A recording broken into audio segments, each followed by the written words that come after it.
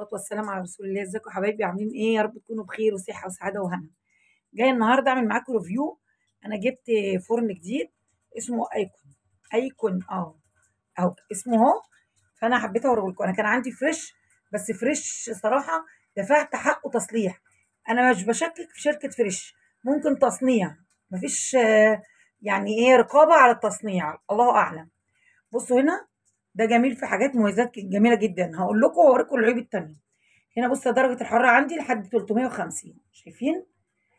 هنا برضو التنظيم بتاعه جميل جدا، اللي هو شواية وفوق، فوق وتحت، تحت بس، هنا فوق بس، يعني جميل. والتاني فيه كده بس برضو. وهنا التايمر بتاعه اهوت من الصاج بتاعه. بصوا كده الجناب بتاعته تقيلة جدا وجامدة جدا. بصوا من جوه. التاني معرفش، انا هوريكم الفرق بينه. انا مش بشكك في ماركة او مصانع، انا في عيب صناعة الله اعلم بيه.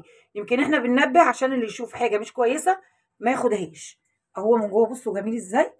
واقول لكم حاجة، انا كنت ممكن اجيب اكبر من كده، بس انا المكان اللي عندي هو اللي حكم عليا كده.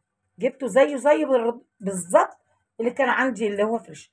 بصوا انتوا شايفينه عامل ازاي، ودرجة الحرارة عالية، الخامة بتاعته جميلة من كل حاجة. واستعملته ما شاء الله جميل جدا، بأمانة بأمانة. تعالوا بصوا هنا بقى، ده فريش القتيل ده.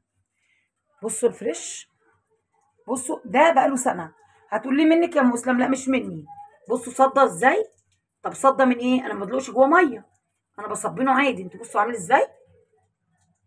بصوا انا تقريبا اللي جوه ده زنج، مش اي حاجة تانية. بصوا عامل ازاي، اقسم بالله العلي العظيم. يعني انا بهريه غسيل وبنضفه. بس بصوا عامل ازاي. انا كان عندي واحد قبليه تركي ما شاء الله لحد ما كده اتوزع، وهو زي الفل ما فيهوش اي حاجه، ما صلحتش فيه ربع التصليح بتاع ده. بصوا هنا الزرار اتخلع، صرفت عليه اكتر من 250 جنيه. كل شويه اوديه لواحد يصلحه. ده طبعا اللي هو بتاع التايمر. هو قلت مش اشكال، بظبطه بحته بحط الزرار بتاعه، انا خلعه شايلاه واظبطه واشغله. هنا كل شويه درجه الحراره بتاعته مش مظبوطه خالص، مش مظبوطه نهائي. واخر درجه عنده بص فيه 250. استنوا انتوا شايفينها ولا؟ استنوا بصوا اهي، اخر درجه حراره 250.